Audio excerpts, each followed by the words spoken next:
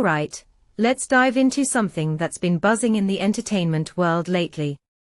So, Jimmy Kimmel, the guy who's practically become a fixture at the Oscars, stepped back onto that stage in 2026, and let me tell you, he didn't hold back.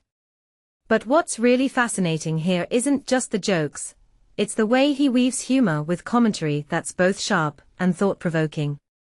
Personally, I think Kimmel's ability to balance respect for the craft of filmmaking with his signature, which is what makes him such a compelling host.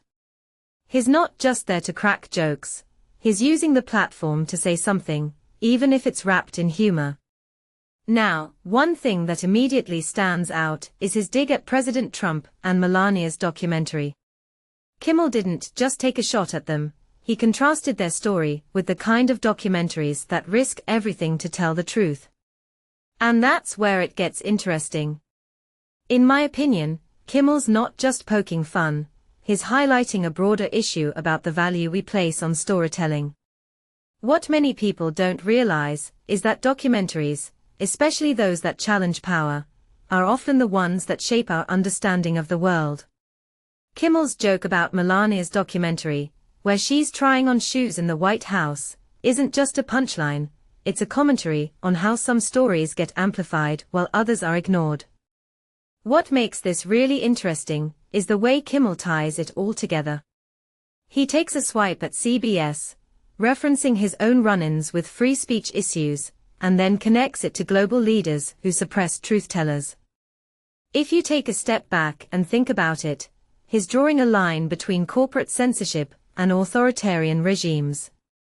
That's a bold move for a comedy host, and it raises a deeper question: what's the role of entertainers in speaking truth to power? Kimmel's not just hosting an awards show, he's using it as a platform to challenge the status quo.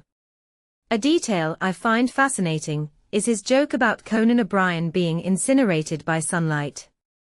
It's a throwaway line, but it's also a clever way to acknowledge the absurdity of the industry.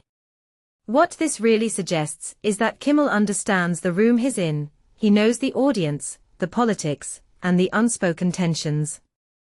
It's not just comedy, it's strategic commentary disguised as humor. And that's why he's so effective. But here's where it gets even more intriguing: Kimmel's jabs at Trump and CBS aren't just about them.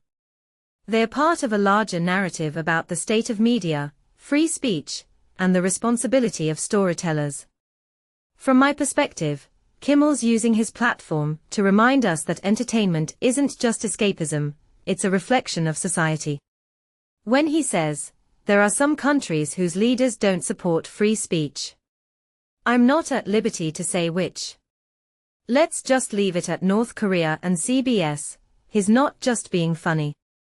He's making a point about the fragility of truth in an era where it's constantly under attack.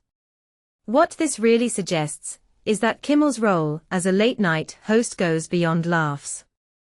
He's a cultural commentator, using humor to dissect complex issues. And that's why his Oscars appearance wasn't just another hosting gig, it was a statement. Personally, I think we need more voices like his, willing to call out hypocrisy while keeping us entertained. It's a tough balance, but Kimmel pulls it off in a way that's both clever and impactful. So, as we wrap this up, I'm left thinking, what's the legacy of moments like these? Kimmel's jokes will fade, but the questions he raises about truth, power, and the role of storytelling will linger. If you ask me, that's what makes his commentary so powerful. It's not just about the laughs, it's about the conversations they spark. And in a world where those conversations are more important than ever, Kimmel's doing more than hosting, he's challenging us to think.